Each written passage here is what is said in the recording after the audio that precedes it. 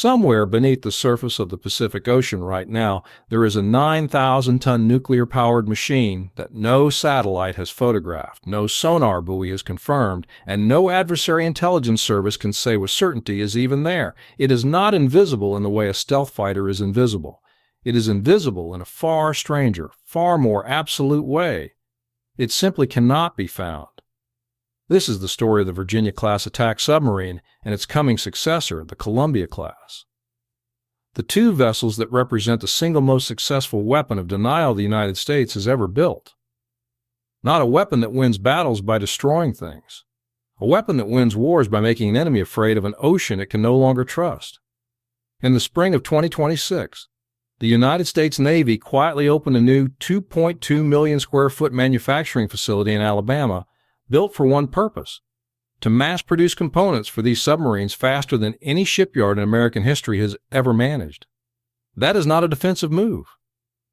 That is a nation doubling down, in public, on the one weapon its rivals have spent decades failing to counter. This is the submarine that doesn't officially exist.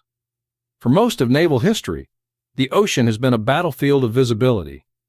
Ships see each other. Radar sees aircraft.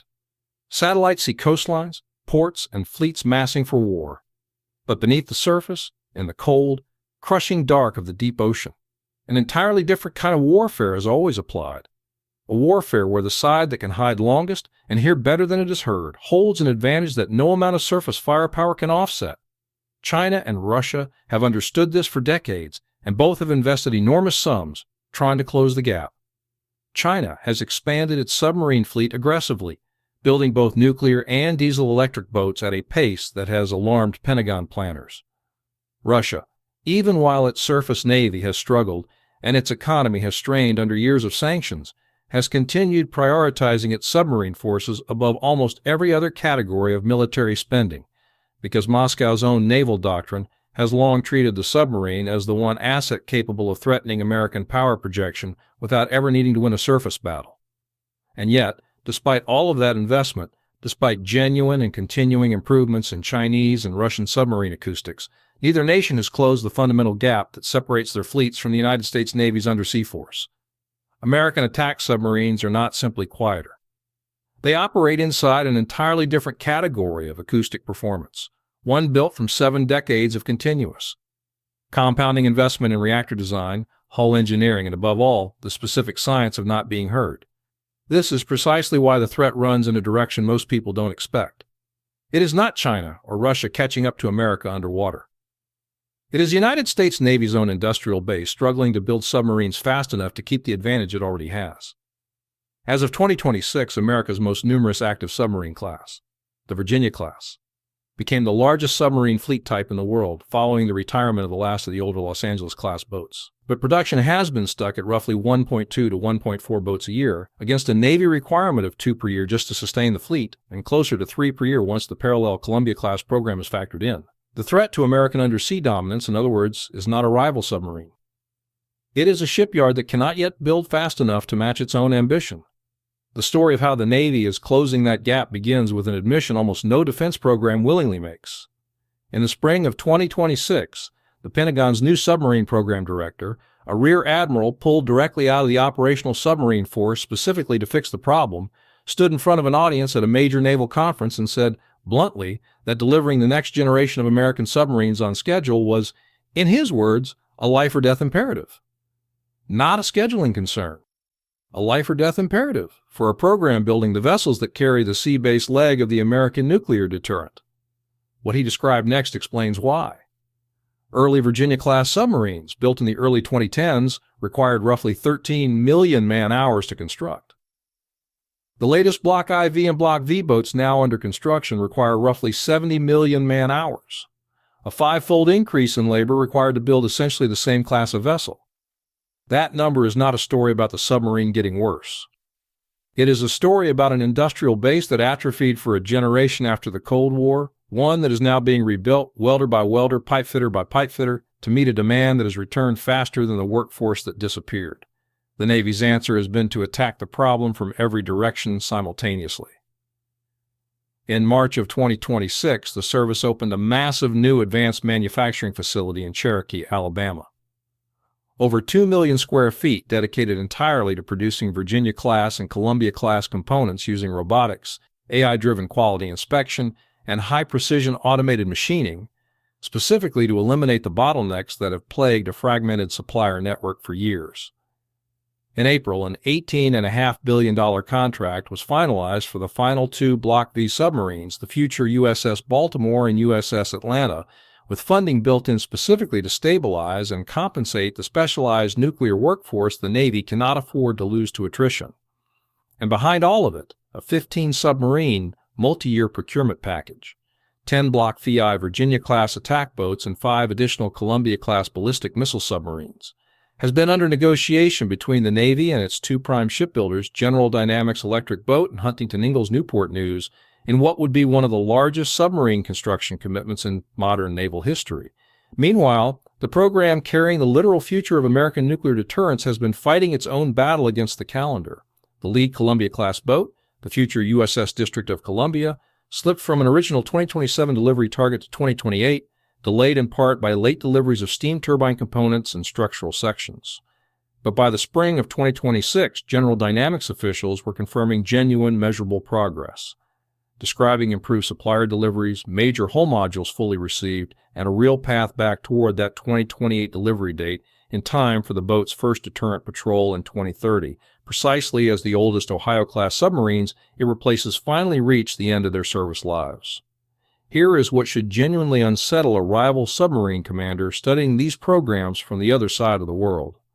The Virginia-class, in its current Block V configuration, has grown dramatically from its original design, stretching from roughly 115 meters in length to nearly 140 meters, and from under 8,000 tons submerged displacement to more than 10,000, almost entirely because of a single addition called the Virginia Payload Module. This is a 25-meter hull extension inserted directly into the middle of the submarine, housing 4 massive diameter missile tubes that alone increase the boat's total payload capacity by roughly 75%, allowing a single Virginia-class submarine to carry up to 40 Tomahawk cruise missiles, enough conventional long-range strike power sitting quietly beneath the ocean to threaten targets across an entire theater of operations with no runway, no tanker aircraft, and no advance warning required. But payload capacity is not the detail that should actually worry an adversary. It's the acoustics. Every new Virginia-class block has incorporated what the Navy calls acoustic superiority enhancements, continuous refinements to hull coatings, propulsion machinery isolation, and flow noise reduction, each incremental improvement making the submarine measurably quieter than the version before it. And the coming Columbia-class takes that philosophy to its logical extreme. It is being built with a life-of-ship nuclear reactor, meaning unlike every previous American submarine class, it will never need midlife refueling, a process that historically requires cutting the submarine open and taking it out of service for years. Combined with an advanced electric drive propulsion system rather than a traditional mechanical reduction gear, the Columbia-class is designed to be dramatically quieter than even the extraordinarily quiet Ohio-class boats it replaces. And here is the detail that most defense coverage misses entirely. It's not simply that these submarines are stealthy. It's that they are being engineered specifically around the assumption that undersea warfare in the 2030s and 2040s will not be won by any single static design. The future Block VI and Block V8A Virginia-class variants are being built to integrate tethered, unmanned underwater vehicles directly into the submarine's mission systems, turning a single manned submarine into a mothership capable of deploying autonomous underwater sensors and systems far beyond its own hull, extending its reach and its awareness without ever having to expose the submarine itself to detection. The vessel a rival Navy is trying to model today is not the vessel it will actually be facing in 10 years. It is a submarine class deliberately designed to keep evolving underneath them. Every one of these programs lands inside a single brutal strategic reality that has not changed in decades. The nation that controls what happens beneath the ocean's surface controls the confidence with which any rival can plan a war above it. A surface fleet can be tracked by satellite. An airbase can be photographed and targeted. But a submarine fleet whose exact location, patrol pattern, and even total number of boats at sea at any given moment remains genuinely unknown forces an adversary's entire war planning apparatus to operate under permanent, grinding uncertainty. Every carrier group Beijing or Moscow might consider maneuvering, every amphibious force they might consider massing, has to be planned around the assumption that an American attack submarine could already be there, silently watching, armed with enough Tomahawk missiles to make the decision to strike prohibitively costly before the operation even begins. This is precisely why the industrial struggles inside the American submarine program matter far beyond domestic budget politics. When a senior Pentagon submarine official stands in front of an industry audience and calls a production delay a life-or-death imperative, that is not rhetorical flourish. It is an acknowledgement that the undersea advantage the United States has held since the Cold War is not self-sustaining. It has to be actively rebuilt, shipyard by shipyard, contract by contract, or rival with a growing and increasingly capable submarine fleet of its own eventually closes a gap that took 70 years to build. The AUKUS partnership adds another layer entirely. In May of 2026, the United States, United Kingdom, and Australia jointly confirmed a revised submarine sharing arrangement, committing to transfer used Virginia-class boats to the Royal Australian Navy on an accelerated timeline while the three nations jointly develop a new trilateral submarine class and, notably, jointly develop new underwater drone payload systems. That is not simply an arms sale. It is the American undersea warfare model. Stealth, endurance, and increasingly autonomous systems working alongside a manned hull, being deliberately extended to allies specifically positioned across the exact waters where a future Indo-Pacific conflict would be decided. There is a particular kind of power that does not need to be seen to be felt. A submarine patrol that no adversary can confirm.